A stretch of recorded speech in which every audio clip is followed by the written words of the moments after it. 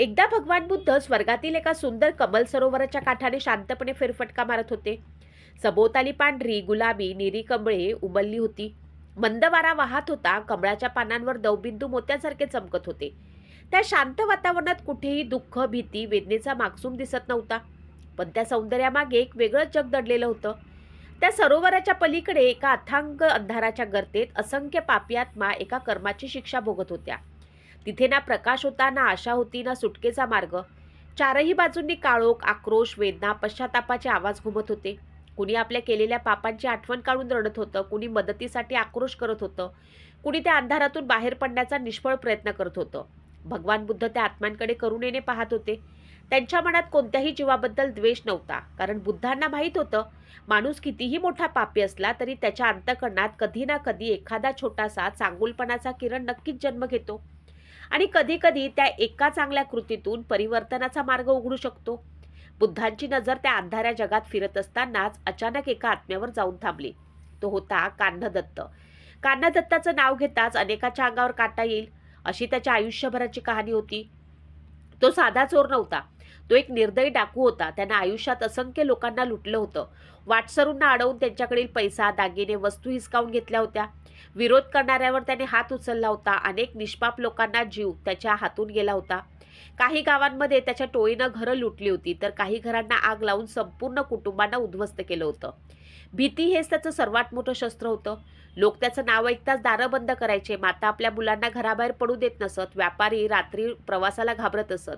आणि ज्यांना त्याच्या हातून आपलं सर्वस्व गमवावं लागलं होतं, त्यांच्या मनात कान्हदत्ताबद्दल केवळ राग नव्हता, तर शाप उरला होता. आयुष्यभर त्याने दुसऱ्यांच्या अश्रूंवर आपलं साम्राज्य उभं केलं. पण मृत्यू आला तेव्हा त्याच्यासोबत ना त्याचा पैसा गेला, ना त्याची शस्त्र, ना त्याचे साथीदार. त्याच्यासोबत राहिला फक्त त्याच्या कर्माच्या सावल्या. आणि आता तो त्या अंधाऱ्या यातनांमध्ये तडफडत होता. तो कधी जमिनीवर लोळत होता, कधी आपल्या अंगाला मुरडत होता, कधी वेदनेने ओरडत होता. त्याला दिवस कळत होता ना रात्र. ना किती काळ लोटला हे समजत होतं, ना आणखी किती काळ ही शिक्षा भोगावी लागेल याचा अंदाज होता. पण त्या क्षणी भगवान बुद्धांच्या मनात कान्हदत्तच्या आयुष्यातील एक छोटीशी आठवण जागी झाली. अशी घटना जी कान्हदत्ताने स्वतः कदाचित कधी लक्षात ठेवली नसती. ही घटना इतकी लहान होती की तिच्यासमोर त्याच्या केलेल्या पापाचा डोंगर अगदी प्रचंड वाटत होता. पण चांगुलपणाची किंमत त्याच्या आकारावरती ठरत होती. हे बुद्ध जाणत होते. एकदा कान्हदत्त जंगलातून जात होता. त्याच्या हातात शस्त्र होतं आणि मनात नेहमीप्रमाणे कठोरपणा होता. रस्त्याच्या कडेला त्याला एक छोटीशी कोळी दिसली. ती अगदी शांतपणे आपलं जाळं विणत होती. तिच्या बारीक पायांनी ती एका काडीतून दुसऱ्या काडीवर जात होती. तिच्यासाठी ते जाळं म्हणजे तिचं संपूर्ण जग होतं. पण कान्हदत्तच्या नजरेला त्याचं काहीच महत्त्व नव्हतं. त्यानं सहज पाय उचलला. क्षणभरात तो त्या कोळ्याला चिरडून टाकणार होता. पण नेमका त्या क्षणी तो थांबला. त्याच्या मनात एक विचार आला, या छोट्याशा जीवानं माझं काय बिघडवलं आहे? काही क्षण तो त्या कोळ्याकडे पाहत राहिला. मग त्यानं पाय मागे घेतला आणि आपला मार्ग धरला. त्यानं त्या जीवाला मारलं नाही एवढंच. ना त्याने कोणाला सांगितलं, ना त्याला त्यातून काही लाभ झाला. कदाचित पुढच्या क्षणी तो त्या घटनेला पूर्णपणे विसरूनही गेला असेल. पण विश्वाने ती कृती विसरली नाही. भगवान बुद्धांना ती घटना आठवली. त्यांनी विचार केला, ज्याच्या मनात इतक्या पापाचा अंधार आहे, त्याने कधीतरी एका क्षणी का होईना एका छोट्याशा जीवावर दया केली होती. त्या दयेचा एक किरण अजूनही त्याच्या कर्माच्या अंधारात शिल्लक आहे. बुद्धांच्या मनात करुणा जागी झाली. त्यांनी ठरवलं की त्या एका चांगल्या कृतीचा आधार घेऊन कान्हदत्तला नरकातून बाहेर पडण्याची एक संधी द्यावी. संधी त्याला मिळणार होती, पण त्या संधीचा उपयोग तो कसा करतो हे त्याच्या मनावर अवलंबून होतं. त्याचवेळी भगवान बुद्धांची नजर कमल सरोवराच्या काठावर गेली. तिथे एक स्वर्गीय कोळी कमळांच्या पानांमध्ये आपलं जाळं विणत होता. त्या जाळ्यातील एक बारीक रुपेरी धागा प्रकाशात चमकत होता. बुद्धांनी तो धागा हातात घेतला आणि नरकाच्या अंधाराच्या दिशेने खाली सोडला. तो धागा इतका नाजूक होता की पाहणाऱ्याला तो क्षणात तुटेल असं वाटावं. पण तो साधा धागा नव्हता. तो कान्हदत्ताच्या एका चांगल्या कृतीच्या आधारावरती निर्माण झालेल्या आशेचा धागा होता. तो धागा हळूहळू अंधारात खाली उतरू लागला. नरकाच्या अथांग खोल गर्तेत तो चमकत होता. काळोखात रुपेरी प्रकाशाची एक बारीक रेषा दिसू लागली. तिथे यातना सहन करणाऱ्या असंख्य आत्म्यांना त्याचं अस्तित्व माहीत नव्हतं. पण काही वेळाने तो प्रकाश कान्हदत्ताच्या नजरेस पडला. त्या क्षणी त्याने प्रथमच वर पाहिलं. त्याच्या डोळ्यासमोर अंधारात एक रुपेरी धागा लटकत होता. तो धागा कुठून आला, का आला याचा त्याला विचार करायलाही वेळ लागला नाही. त्याच्या मनात एकच विचार आला, सुटका. अनेक वर्षानंतर त्याला पहिल्यांदा आशेचा किरण दिसला. त्यानं त्या धाग्याकडे पाहिलं आणि मनात म्हणाला, जर हा स्वर्गातून खाली आला असेल तर मी याच्या साह्याने इथून बाहेर जाऊ शकतो. कदाचित हा धागा मला थेट स्वर्गात घेऊन जाईल. मग या यातना संपतील. मला पुन्हा कधीही अंधारात यावं लागणार नाही. कान्हा दत्तच्या अंगात अचानक नवं बळ आलं. काही क्षणापूर्वी वेदनेने तडफडणारा तो डाकू आता धाग्याकडे झेपावला. त्यानं उडी मारून त्या रुपेरी धाग्याला पकडलं. दोन्ही हातांनी त्याला घट्ट धरला आणि तो वर चढू लागला. सुरुवातीला त्याला विश्वासच बसत नव्हता की खरोखरच वर जात आहोत. त्याच्या खाली काळोख होता, वर कुठेतरी प्रकाश होता. प्रत्येक इंच वर जाताना त्याच्या मनात एकच विचार होता, मी वाचत आहे, मी वाचत आहे. त्याचं आयुष्य पहिल्यांदाच त्याला स्वतःच्या सुटकेची खरी आशा वाटत होती. तो हळूहळू वर चढत राहिला. धागा नाजूक होता, पण त्याला आश्चर्य वाटेल इतका मजबूत होता. कान्हा दत्तला वाटलं, माझं भाग्य बदललं आहे. माझ्या एका चांगल्या कृतीमुळे मला ही संधी मिळाली आहे. तो अधिक वेगाने चढू लागला, पण नरकाची गर्ता कल्पनेपलीकडे विशाल होती. कितीही वेळ चढत राहिला तरी खाली अंधारच दिसत होता. त्याचे हात दुखू लागले, बोटांना वेदना होऊ लागल्या, शरीर थकून गेलं, श्वास जोराने चालू लागला. शेवटी त्यानं काही काळ थांबण्याचा निर्णय घेतला. तो धाग्याला धरून तसाच लटकला आणि खाली पाहिलं. खाली असंख्य अंधाऱ्या छटा दिसत होत्या. त्याला जाणवलं की तो नरकाच्या तळापासून खूप वर आला आहे. त्याच्या मनात आनंद निर्माण झाला. त्यानं वर पाहिलं. अजून थोडं अंतर बाकी असल्यासारखं त्याला वाटलं. त्यानं स्वतःशीच पुटपुटलं, आता मी वाचणार, खरंच वाचणार. त्या क्षणी त्याच्या चेहऱ्यावर अनेक वर्षांनी आनंद उमटला होता. पण हा आनंद फार काळ टिकला नाही. अचानक त्याला खाली काहीतरी हालचाल जाणवली. त्यानं मान वळवून खाली पाहिलं. सुरुवातीला त्याला काही स्पष्ट दिसलं नाही. मग त्याने डोळे बारीक करून पाहिलं. काही आत्मा त्या धाग्याकडे चढत येत होत्या. 1, 2, 3 मग संख्या वाढत गेली. असंख्य पापी त्या धाग्याला पकडून वर येत होते. त्यांना देखील या रुपेरी धाग्यात सुटकेची आशा दिसली होती. कान्हा दत्तच्या चेहऱ्यावरचा आनंद क्षणात गायब झाला. त्याच्या मनात भीती निर्माण झाली. हे सगळे माझ्या मागे काय येत आहेत? त्याने धाग्याकडे पाहिलं, मग खाली पाहिलं. त्याच्या मनात एक विचार आला, इतक्या लोकांचं वजन हा धागा सहन करणार का? आतापर्यंत त्याला वाटत होतं की हा धागा त्याला वाचवण्यासाठी आला आहे, पण आता त्याला वाटू लागलं की बाकीचे पापी त्याची सुटका हिरावून घेणार आहेत.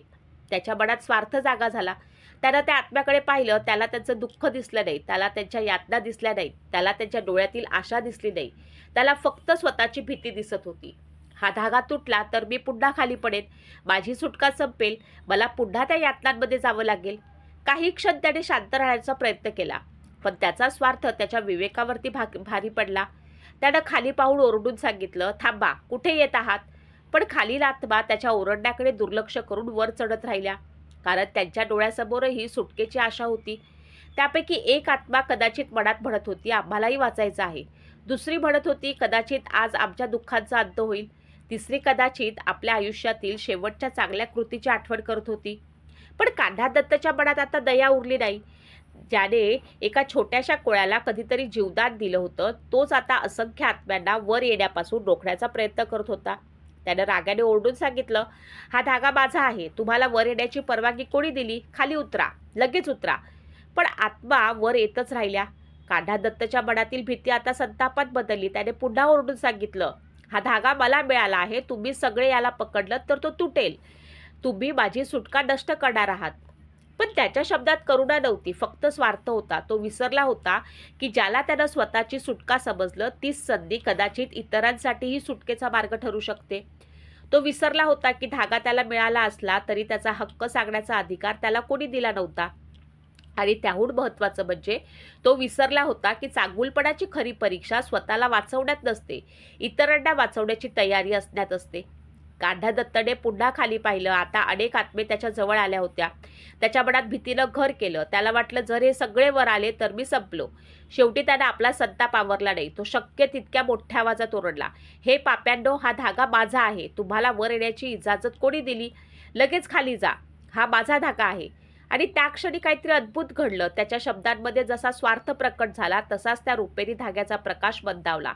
कान्हा दत्तच्या हातात असलेला धागा थरथरला. त्याला काही समजण्याआधीच धागा तुटला.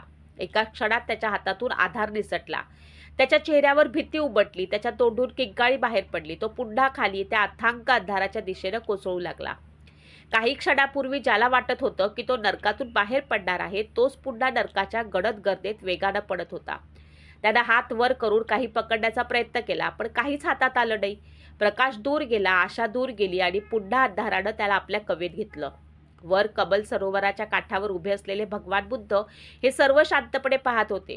त्यांच्या चेहऱ्यावर करुणा होती, पण त्यासोबत खोल दुःखही होतं. त्यांनी कान्हा दत्ताला नरकातून बाहेर पडण्याची संधी दिली होती. त्याच्या आयुष्यातील एका छोट्याशा चांगल्या कृतीला त्यांनी आधार दिला होता. पण कान्हा दत्तानं त्या संधीचा उपयोग फक्त स्वतःसाठी केला आणि जेव्हा त्याच्यासारख्या इतर जीवांना त्या मार्गानं वर येताना पाहिलं, तेव्हा त्यानं त्यांना अडवण्याचा प्रयत्न केला. त्याचा नाश बाहेरून आलेल्या कोणत्याही शत्रूमुळे झाला नव्हता. त्याचा नाश त्याच्या स्वतःच्या मनातील स्वार्थामुळे झाला होता. भगवान बुद्धांनी मनात विचार केला, जर कान्हा दत्ताने त्या आत्म्यांना वर येऊ दिलं असतं तर काय झालं असतं? कदाचित तो स्वतःही वर आला असता आणि त्याच्यासोबत अनेक जीवही नरकातून मुक्त झाले असते. त्याच्याकडे मिळालेली संधी कमी झाली नसती, उलट ती वाढली असती. कारण दुसऱ्याला वर उचलताना स्वतः खाली जात नाही, तर स्वतःची उंची वाढते. ही कथा केवळ कान्हा दत्ताची कथा नाही, ही प्रत्येक माणसाच्या मनात रोज घडणाऱ्या संघर्षाची कथा आहे. आपल्या आयुष्यातही अनेकदा आपल्याला संधी मिळतात. एखाद्याच्या मदतीमुळे आपण संकटातून बाहेर पडतो. कधी एखादा माणूस आपल्याला हात देतो, कधी परिस्थिती आपल्याला वर येण्याची संधी देते. पण त्या क्षणी आपल्या मनात एक प्रश्न उभा राहतो, मी एकटा वाचू की इतरांनाही सोबत घेऊ? आणि याच प्रश्नाचं उत्तर आपलं खरं व्यक्तिमत्व ठरवतं. कान्हा दत्ताने एका कोळ्याला वाचवलं होतं. ती छोटी कृती त्याच्या आयुष्यातील एकमेव उजळ क्षण होती. पण त्या एका कृतीनंतरही त्याचं मन पूर्णपणे बदललं नव्हतं. म्हणून जेव्हा दुसरी संधी मिळाली, तेव्हा त्याचा जुना स्वार्थ पुन्हा जागा झाला. यावरून एक महत्त्वाचा धडा मिळतो. चांगली कृती करणे महत्त्वाचं आहे, पण त्या कृतीमागचा भाव टिकवणं त्याहून महत्त्वाचं आहे. आपण एखाद्याला मदत करतो आणि त्या बदल्यात कौतुकाची अपेक्षा करतो, पण ती मदत किती शुद्ध राहते? आपण कोणाला पुढे आणतो, पण त्याच वेळी मनात विचार करतो, माझ्यापेक्षा तो पुढे जाऊ नये. तर आपल्या मनात अजूनही स्वार्थ शिल्लक आहे. आपण एखाद्याला संकटातून बाहेर काढतो, पण नंतर त्याच्यावरती उपकाराचा भार टाकतो. तर ती मदत किती खरी आहे? बुद्धांच्या शिकवणीत करुणा म्हणजे केवळ दुसऱ्यांच्या दुःखाकडे पाहून वाईट वाटणं नव्हे. करुणा म्हणजे शक्य असेल तेव्हा दुसऱ्याचं दुःख कमी करण्यासाठी स्वतःच्या सुखाचा काही भाग बाजूला ठेवणे. कान्हा दत्ताला ही करुणा समजली नाही. त्यानं धागा पकडला, पण त्याचा अर्थ समजला नाही. तो धागा फक्त त्याच्या हातातील आधार नव्हता, तो त्याच्या मनातील परिवर्तनाची परीक्षा होती. त्याला वर जाण्याचा मार्ग मिळाला होता, पण त्याच्या मनानं त्याला खाली खेचलं. किती विचित्र गोष्ट आहे ना? माणूस अनेकदा बाहेरच्या परिस्थितीला दोष देतो. तो म्हणतो, माझं नशीब खराब आहे, लोक माझ्या विरोधात आहेत, मला संधी मिळत नाही, दुसऱ्याची मला खाली खेचलं. पण अनेकदा आपल्याला खाली खेचणारा सर्वात मोठा शत्रू बाहेर नसतो, तो आपल्या स्वतःच्या मनात असतो. अहंकार, मत्सर, स्वार्थ, लोभ, भीती, असुरक्षितता हेच धागे असतात जे माणसाला खाली ओढतात.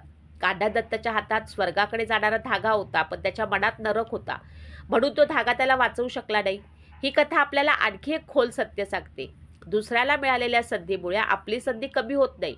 एखाद्या व्यक्तीला यश मिळालं म्हणून आपलं यश कमी होत नाही. एखाद्याला प्रेम मिळालं म्हणून आपल्या आयुष्यातील प्रेम संपत नाही. एखाद्याने प्रगती केली म्हणून आपली किंमत कमी होत नाही. पण मनात तुलना आली की आपण दुसऱ्याच्या पायात अडथळा बनतो. जेव्हा आपण दुसऱ्याला खाली खेचण्याचा प्रयत्न करतो, तेव्हा अनेकदा आपण स्वतःच खाली जातो. कान्हा दत्ताला वाटलं की इतर पापी धाग्यांवरती चढले तर तो तुटेल, पण त्यानं त्यांना थांबवलं नसतं. कदाचित तो धागा टिकला असता. हीच जीवनाची गंमत आहे. प्रेम वाटलं तर वाढतं, ज्ञान वाटलं तर वाढतं, मदत वाटली तर वाढते, आनंद वाटला तर वाढतो, पण स्वार्थ मात्र मनाला संकुचित करतो. कान्हा दत्ताने धाग्यावर माझा असा अधिकार सांगितला आणि त्या एका शब्दाने त्याच्या मनातील सगळा अंधार बाहेर आला. माझा धागा, माझी सुटका, माझं जीवन, माझा स्वर्ग. त्याच्या प्रत्येक विचारात केंद्रस्थानी फक्त मी होतं आणि जिथे मी खूप मोठं असतं तिथे आपण हरवलं होतं. बुद्धांच्या दृष्टीनं हीच त्याची खरी परीक्षा होती. त्याला फक्त नरकातून बाहेर काढणं हा उद्देश नव्हता, त्याला त्याच्या मनातील नरकातून बाहेर काढणं हा खरा उद्देश होता. पण त्यानं त्या परीक्षेत अपयश मिळवलं. कल्पना करा, जर त्या क्षणी खाली पाहून म्हटलं असतं की सगळ्यांना वर येऊ द्या, आपण सगळे मिळून वर जाऊया, तर काय झालं असतं? कदाचित त्याचा धागा तुटला नसता. कदाचित त्याला जाणवलं असतं की सुटका ही एकट्याची गोष्ट नाही. कदाचित त्याच्या मनात पहिल्यांदा खरी करुणा जन्माला आली असती. पण कदाचित त्या क्षणी त्याच्या आयुष्याला खरं परिवर्तन मिळालं असतं. पण त्याने निवड केली स्वार्थाची. प्रत्येक निवडीला परिणाम असतो. म्हणूनच बुद्धांचा चेहरा दुःखाने भरला. कारण त्यांनी कान्हा दत्ताला शिक्षा देण्यासाठी धागा दिला नव्हता, त्यांनी त्याला संधी दिली होती. पण संधी मिळणं आणि तिचा योग्य उपयोग करणं ह्या दोन गोष्टी वेगळ्या आहेत. जीवनातही आपल्याला अनेक संधी मिळतात. एखादा मित्र मदत करतो, एखादा शिक्षक मार्गदर्शन करतो, एखादा अनोळखी व्यक्ती योग्य वेळी हात पुढे करतो. एखादी परिस्थिती आपल्याला पुन्हा सुरुवात करण्याची संधी देते, पण त्या संधीचा उपयोग आपण फक्त स्वतःच्या फायद्यासाठी करतो की इतरांसाठीही काही चांगलं निर्माण करतो, यावर आपल्या व्यक्तिमत्त्वाची खरी ओळख ठरते. या कथेतला कोळी ही एक प्रतीक आहे. तो अगदी छोटा जीव आहे. त्याच्याकडे ना ताकद, ना संपत्ती, ना शस्त्र. पण त्याचं जीवन वाचवण्याचा निर्णय कान्हा दत्ताने घेतला आणि त्या छोट्याशा कृतीनं त्याच्या आयुष्यात एक आशेचा धागा निर्माण झाला. याचा अर्थ असा की कोणतीही चांगली कृती छोटी नसते. आपण एखाद्या भुकेलेल्या माणसाला अन्न दिलं, एखाद्या दुःखी व्यक्तीनं बोलणं शांतपणे ऐकलं, एखाद्या वृद्धाला रस्ता ओलांडायला मदत केली, एखाद्या मुलाला शिक्षणासाठी प्रोत्साहन दिलं, एखाद्या प्राण्याला पाणी दिलं, एखाद्या जखमी जीवाला जीवनदान दिलं, तर ती कृती आपल्या नजरेत कितीही छोटी असली तरी तिचं मूल्य मात्र मोठं असू शकतं. पण त्याच वेळी ही कथा आपल्याला सावध करते की एक चांगली कृती म्हणजे आपल्या सर्व दोषांपासून कायमची सुटका नाही. चांगुलपणाचा मार्ग सतत चालावा लागतो. एका दिवसाची दया, दुसऱ्या दिवसाचा क्रूरपणा यांच्यात माणसाचं मन सतत झुलत असतं. म्हणूनच स्वतःमध्ये चांगुलपणा वाढवत राहणं आवश्यक आहे. कान्हा दत्ताने एकदा कोळ्याला वाचवलं, पण नंतर त्याने असंख्य जीवांवरती दया दाखवण्याची संधी गमावली. त्याच्या आयुष्यातील एक चांगला क्षण त्याला संधी देऊन गेला, पण त्याच्या स्वार्थानं ती संधी टिकवू दिली नाही. ही गोष्ट आजच्या जगातही तितकीच लागू पडते.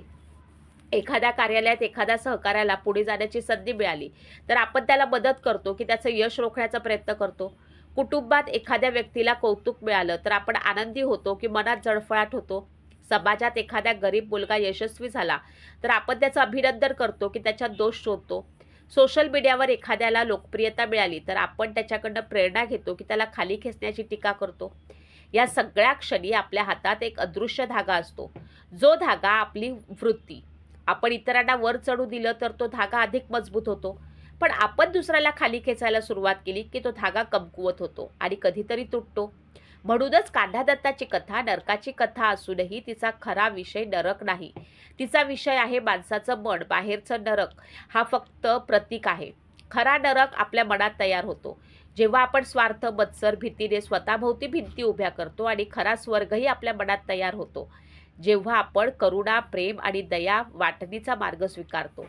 कान्हा दत्त नरकात गेला, पण त्याला एका क्षणासाठी स्वर्गात जाण्याचा मार्ग मिळाला. तरीही त्याच्या मनातील स्वार्थाने त्याला पुन्हा नरकात आणलं. याचा अर्थ असा की स्वर्ग आणि नरक हे केवळ मृत्यूनंतरचे प्रदेश नसून आपल्या कृतींनी, विचारांनी दररोज तयार करत असलेली अवस्था आहे. एखाद्याला मदत करून जे समाधान मिळतं ते स्वर्गासारखं असतं. एखाद्याचा अपमान करून, दुसऱ्याचं नुकसान करून, मनात मत्सर ठेवून जगताना जी अस्वस्थता निर्माण होते ती नरकासारखी असते. त्यामुळे बुद्धांचा संदेश अगदी साधा आहे. आपल्या मनाला जपा, कारण बाहेरच्या जगावर नियंत्रण ठेवणं नेहमी आपल्या हातात नसतं, पण आपल्या मनातील प्रतिक्रिया निवडण्याची क्षमता आपल्यात असते. आपल्याला राग येऊ देऊ शकतो, पण रागाच्या भरात काय करायचं हे आपण ठरवू शकतो. आपल्याला मत्सर वाटू शकतो, पण त्या मत्सराला कृतीत आणायचं की दुसऱ्याच्या यशातून प्रेरणा घ्यायची हे आपण ठरवू शकतो. आपल्याला भीती वाटू शकते, पण त्या भीतीमुळे दुसऱ्याला खाली खेचायचं की त्याचा हात धरायचा हे आपण ठरवू शकतो. कान्हा दत्ताला भीती वाटली आणि त्याने दुसऱ्याला खाली ढकलण्याचा प्रयत्न केला. जर त्याने त्या भीतीवर करुणेने मात केली असती तर त्याची कथा वेगळी असती. म्हणून ही कथा ऐकताना स्वतःला एक प्रश्न विचारायला हवा. माझ्या हातात जर असा धागा आला ज्याने मला संकटातून बाहेर पडता येईल, तर मी तो फक्त स्वतःसाठी वापरेन का, की माझ्यासोबत इतरांनाही वर आणण्याचा प्रयत्न करेन? कारण जीवनात खऱ्या अर्थानं मोठं होणं म्हणजे स्वतःवर जाणं नाही. स्वतःवर जाताना दुसऱ्यालाही वर घेऊन जाणं म्हणजे मोठेपणा. तुमच्याकडे ज्ञान असेल तर ते वाटा, तुमच्याकडे पैसे असतील तर शक्य तितकी मदत करा, तुमच्याकडे अनुभव असेल तर पुढच्या पिढीला द्या, तुमच्याकडे संधी असेल तर दुसऱ्यासाठी दार उघडा. कारण तुम्ही एखाद्याला वर उचललं म्हणजे तुमची उंची कमी होत नाही, उलट तुमचं मन मोठं होतं. कान्हा दत्ताची ही गोष्ट समजली नाही, म्हणून त्याच्या हातातील रुपेरी धागा तुटला. त्याच्यासोबत इतरांचीही आशा तुटली आणि तो पुन्हा अंधारात कोसळला. पण त्याची कथा आपल्याला निराश करण्यासाठी नाही, उलट ती आपल्याला वेळेत सावध करण्यासाठी आहे. आपण अजून जिवंत आहोत. आपल्या हातात अजूनही निवडी आहेत. आज एखाद्याशी चांगलं वागण्याची संधी आहे. आज एखाद्याला माफ करण्याची संधी आहे. आज एखाद्याला मदत करण्याची संधी आहे. आज एखाद्याला हात धरून त्याला उभं करण्याची संधी आहे. आज आपल्या मनातील स्वार्थ ओळखून त्यावरती मात करण्याची संधी आहे. म्हणूनच बुद्धांची ही कथा आपल्याला सांगते की चांगुलपणा कधीही वाया जात नाही, पण चांगुलपणाला स्वार्थाच्या भिंतीत बंद केलं तर त्याची शक्ती कमी होते. कान्हा दत्तानं एका छोट्याशा जीवाला वाचवलं आणि त्यातून त्याला आशेचा धागा मिळाला, पण त्या धाग्यानं त्याला शेवटची शिकवण दिली, ज्यानं तुला वर आणलं त्याचा आधार दुसऱ्याला देण्यापासून घाबरू नकोस. दुर्दैवानं त्यानं ती शिकवण समजून घेतली नाही, म्हणून त्याची कथा इथे संपत नाही. ती प्रत्येकाच्या आयुष्यात प्रश्न म्हणून उभी राहते. जर उद्या तुमच्यासमोर कोणीतरी अडचणीत असेल तर तुम्ही त्याच्याकडे दुर्लक्ष कराल की त्याचा हात धराल? जर एखादा तुमच्यासमोर स्पर्धेत असेल तर तुम्ही त्याला पाडण्याचा प्रयत्न कराल की स्वतःच्या क्षमतेवरती विश्वास ठेवून पुढे जाल? जर तुमच्याकडे फक्त एक संधी असेल तर ती फक्त स्वतःसाठी वापराल की शक्य तितक्या लोकांसाठी त्यातून नवी दारं उघडाल? या प्रश्नांची उत्तरं तुमच्या भविष्यातील मार्ग ठरवतील. कारण प्रत्येक माणसाच्या आयुष्यात कधी ना कधी एक रुपेरी धागा येतो. कधी तो एखाद्या व्यक्तीच्या रूपात येतो, कधी एखाद्या संधीच्या रूपात, तर कधी एखाद्या निर्णयाच्या रूपात, तर कधी छोट्याशा चांगल्या कृतीच्या रूपात. पण तो धागा कितीही मजबूत असला तरी मनातील स्वार्थ त्याला तोडू शकतो. आणि त्याचप्रमाणे मनात करुणा असेल तर अगदी नाजूक धागाही अनेकांना आधार देऊ शकतो. म्हणून स्वतःच्या हातात आलेल्या प्रत्येक संधीला केवळ माझं म्हणून पकडू नका. शक्य असेल तेव्हा त्या संधीचा प्रकाश इतरांपर्यंत पोचू द्या. कदाचित तुमच्यामुळे एखाद्याचं आयुष्य बदलू शकतं. कदाचित तुमच्या एका शब्दामुळे एखादा निराश माणूस पुन्हा उभा राहू शकतो. कदाचित तुमच्या छोट्याशा मदतीमुळे एखादं कुटुंब वाचू शकतं आणि कदाचित तुमच्या एका दयाळू वृत्तीमुळे स्वतःच्या आयुष्यातील अंधारही उजळू शकतो. भगवान बुद्धांच्या कमल सरोवराच्या काठावर घडलेली कान्हादत्ताची ही कथा म्हणून आपल्याला शेवटी एकच गोष्ट सांगते. माणसाला नरकात नेणारी गोष्ट त्याची पापं असतात, पण नरकातून बाहेर येण्याची संधी मिळाल्यानंतरही त्याला खाली खेचणारी गोष्ट त्याचा स्वार्थ असतो. दुसऱ्याच्या हातातील आशेचा दिवा विझवून आपला दिवा अधिक तेजस्वी होत नाही. उलट आपण अनेक दिवे पेटवले तर अंधार कमी होतो. कान्हादत्ताने हा साधा नियम विसरला. त्याने धागा पकडला, पण त्याला वाटलं की तो फक्त त्याचाच आहे. त्याने इतरांना खाली जाण्यास सांगितलं, स्वतःही खाली गेला. पण त्याने त्या क्षणी एवढंच म्हटलं असतं, या माझ्यासोबत या, आपण सगळे मिळून वर जाऊया, तर कदाचित त्याची ही कथा दया, करुणा, मुक्तीची कथा झाली असती. पण त्याची कथा आजही आपल्याला आरसा दाखवते. त्या आरशात कान्हादत्त दिसतो, पण त्याच्यासोबत आपल्यातील थोडासा स्वार्थही दिसतो. आणि म्हणूनच ही कथा ऐकल्यानंतर स्वतःला एक शेवटचा प्रश्न नक्की विचारा. माझ्या हातात जर आज असा रुपेरी धागा आला तर मी त्याला घट्ट पकडून फक्त स्वतःवर जाण्याचा प्रयत्न करेन की माझ्यासोबत इतरांनाही वर घेऊन जाण्याचा